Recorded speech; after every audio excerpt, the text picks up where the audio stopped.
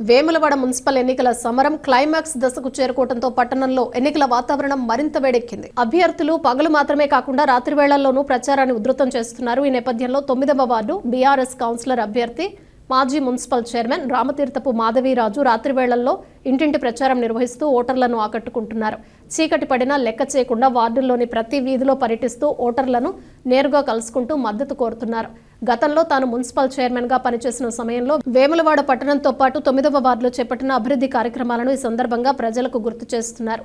రోడ్లు, త్రాగునీరు, డ్రైనేజీ, పారిశుద్ధ్యం వంటి మౌలిక వసతుల అభివృద్ధిపై తన పాలనలో తీసుకున్న చర్యలు వివరించారు.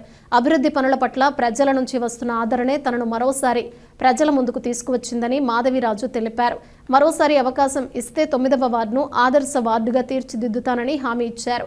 బీఆర్ఎస్ అభ్యర్థులను గెలిపిస్తేనే వేములవాడ సమగ్ర అభివృద్ధి సాధ్యమవుతుందని ఆమె స్పష్టం చేశారు.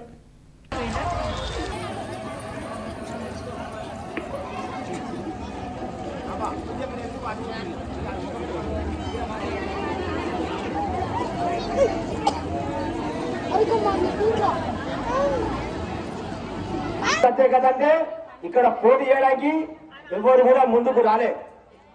అదంతా 8 వాళ్ళు ఉన్నాయి ఉన్న టౌన్ లో, కానీ 9వ వార్డులో పోటీ చేయడానికి మాత్రం ఎంతమంది వస్తారన్నా కూడా మనకి రంగం అభివృద్ధి చెందాలంటే ఖచ్చితంగా టీఆర్ఎస్ పార్టీకి ఓటేయాలి, టీఆర్ఎస్ పార్టీ గెలిపించాలని చెప్పి కంకణ బద్దులై మరి ప్రతి ఒక్కరూ ఒక వారం రోజుల పాటు కష్టపడాల్సిందే కోరుచున్నాం. మరి వేములవాడ పట్టణంలో మరి 9వ వార్డు మరి అన్ని కులాలు, అన్ని మతాలు, అన్ని వర్గాలని మరి ఎక్కడ కూడా ఒక్క రోజు కూడా ఒక చిన్న గొడవ కూడా జరగలేదు. దాని అందరికీ కారణం మీరందరూ కలిసిమెలిసి ఉంటాం, మనందరం మంచిగా ఉంటాం, అన్న తమ్ములం, అక్క తమ్ములం, అవ్వ కొడుకు లెక్క. మరి ఇంత పెద్ద అవకాశం ఇచ్చిరు.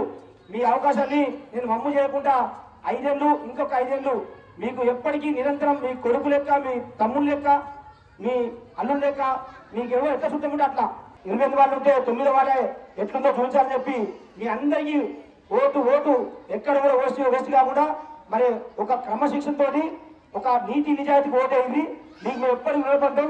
మేము ఎన్నో వస్తారు కావచ్చు, కాంగ్రెస్ కావచ్చు, బీజేపీ కావచ్చు, వాళ్ళు మంచి చెడు ఎత్తారు కావచ్చు, కానీ తీసుకొని మాకు మాత్రం ఓటేయండి. ఎందుకంటే ఇక అది మనం అద్దరదు, ఎందుకంటే అద్దరితో కనుకలదు పాపం.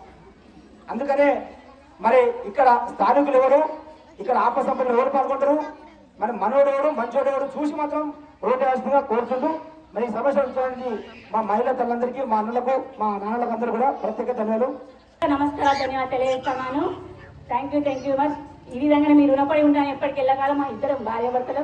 థ్యాంక్ యూ అండి. ఈరోజు గౌరవ తెలంగాణ రాష్ట్ర తొలి ముఖ్యమంత్రి వర్యులు కేసీఆర్ గారి నాయకత్వంలో, గౌరవ కేటీఆర్ గారి నాయకత్వంలో, గౌరవ చెల్మల లక్ష్మీనరసింహారావు గారి నాయకత్వంలో ఈరోజు 9వ వార్డు నుంచి నన్ను బలపరిచి ఈరోజు కౌన్సిలర్స్గా పోటీ చేయడానికి అవకాశం కల్పించినందుకు మీ అందరి పక్షాన వారికి ధన్యవాదాలు తెలియజేసుకుంటూ, ఈరోజు గతంలో కూడా ఈ వార్డు నుంచి అంటే ఇంతగా మొత్తం చెప్పిన ఆ వార్డు నుంచి ఈ వార్డుకి వచ్చినప్పుడు ఎంతో మరి గెలుస్తామో గెలవమో, అక్కడ ప్రత్యర్థి చాలా స్ట్రాంగ్ ఉన్నారు, మరి వాళ్ళు సపోర్ట్ చేస్తారో చేయరో కొత్త వార్డుగా అనుకున్నాము. చాలా అప్పుడే 9వ వార్డు అంటే దద్దరిల్లు పట్టు మెజార్టీ ఇచ్చిరు, మరి ఇప్పుడు కూడా దద్దరిల్లు పట్టు మెజార్టీ ఇవ్వాలని ఈ సందర్భంగా తెలియజేస్తున్నాను. Thank you. మన ఆదరించినందుకు చాలా ధన్యవాదాలు. మరి ఈరోజు మున్సిపల్ మీరు గెలిపిస్తేనే నేను మున్సిపల్ చైర్మన్ అయినా, మీరు ఆదరిస్తేనే వేములవాడ పట్టణానికి అంటే నా వార్డు కాకపోతే వేములవాడ నుంచి 28 వార్డులకు సేవలు అందించగలిగిన. అదే దానంతా ప్రతి ఒక్క మహిళకి చీర ఇవ్వాలి. ఈరోజు 2 సంవత్సరాల నుంచి చీరలు వేయలే, 2 సంవత్సరాల చీరలు బాకీలు ఉన్నాయి. ఈరోజు ప్రతి ఒక్క కూడా బాధపడుతుంది.